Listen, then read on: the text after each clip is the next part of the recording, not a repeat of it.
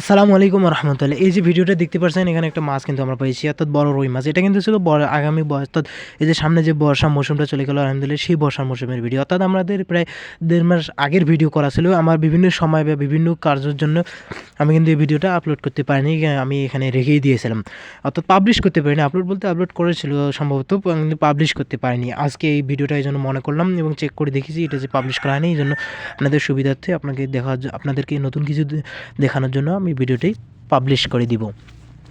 আলহামদুলিল্লাহ, অর্থাৎ পাবলিশ করেই দিয়ে দিলাম। আপনারা হয়তো এখন আমার কথা দেখতে পাচ্ছেন। আর এখানে আপনাদের যে মুরগির ঘরটা, অর্থাৎ মুরগির খামারের ঘরটা যে আছে, সেখানে দেখেন কি অবস্থা, একটা পানি পড়ে অবস্থা, যা অবস্থা হয়েছে কি বলা যায়, এটাকে আবার রিপেয়ার করতে হবে। এই যে সুন্দর বাচ্চাটা দেখতে পাচ্ছেন, এই বাচ্চাটা কিন্তু আমার একটা শলে আবার চিকা খেয়েছিল। আর বাকি যে 8টা বাচ্চা আছে, সেই 8টা বাচ্চা কিন্তু আলহামদুলিল্লাহ এখন বড় হয়েছে, প্রায় আজ পর্যন্ত 58 দিন সম্ভবত হচ্ছে, কিন্তু বড় হচ্ছে। এটা হয়তো কিছু আগের ভিডিও আপনারা দেখতে পাচ্ছেন, অনেক বড় হয়েছে কিন্তু আলহামদুলিল্লাহ, সেগুলো ভালো চেহারা হয়েছে। আমি খাবার খাওয়াইছি, বিভিন্ন খাবারের মাধ্যমে পরীক্ষা করতেছি কোনটার মাধ্যমে কোনটা ভালো হয় না হয়, তো গ্রোথশীল কী খাবারের মাধ্যমে গ্রোথ হবে। আমাদের কম দামের যে দানাদার খাবারগুলো, বিভিন্ন খাবার মিক্স তৈরি করে খাওয়া হয়, সেটাতে ভালো হবে না আমাদের যে কোম্পানি ফিডগুলো আছে, নারিশ ফিড বা বিভিন্ন ধরনের কোম্পানির যেগুলো ফিড আছে, সেগুলো হলে ভালো হবে।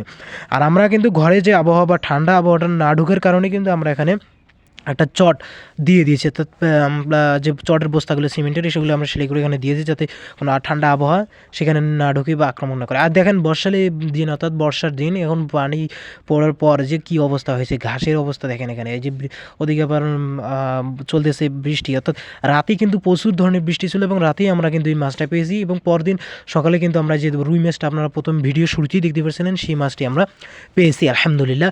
রুই মাছটি প্রায় আমাদের রুই না, হ্যাঁ সম্ভবত রুই নয়তো মৃগা মনে হচ্ছে না এখন, অনেকদিন যেহেতু হয়েছে। এই মাছটি প্রায় 3 পোয়া হয়েছে, অর্থাৎ 750 গ্রামের মতো মাছটি আমরা পেয়েছিলাম।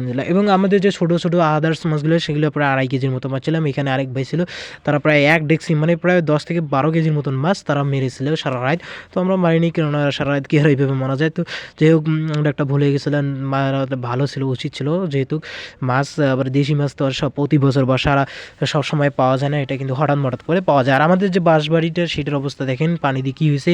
এবং কলা বাগান, এই যে কলা বাগানটা দেখতে পাচ্ছেন, এটা পানি দিয়ে যা হয়েছে তা আর বলা যায় না। কলা বাগানটা কিন্তু আমাদের রিপেয়ার করতে হবে, এবং এটা একটা নতুনভাবে কাজ করব আমরা, সেটা আপনাদেরকে ইনশাল্লাহ জানাবো। আর এখানে আমাদের যে হাঁসগুলো আছে, এখানে দেখতে পাচ্ছেন এখন বর্তমানে 8টি হাঁস আছে, এবং এই 60টি হাঁস আছে। এই 60টি হাঁসের মধ্যে কমিতে এখন আমাদের মাত্র 3টি হাঁস আছে, কারণ একটা হাঁস আমরা জবে করে খেয়ে ফেলেছিলাম, আর বা 2টা বিক্রি করছি, একটা কিন্তু আমাদের শিয়াল মামায় ধরে গেছে। তো কী করার আছে, যাই হোক, আল্লাহ রহমত আমাদের জন্য, আমাদের খামারের জন্য, ব্যবসার জন্য দোয়া করবেন। আসসালামু আলাইকুম রহমতুল্লাহ।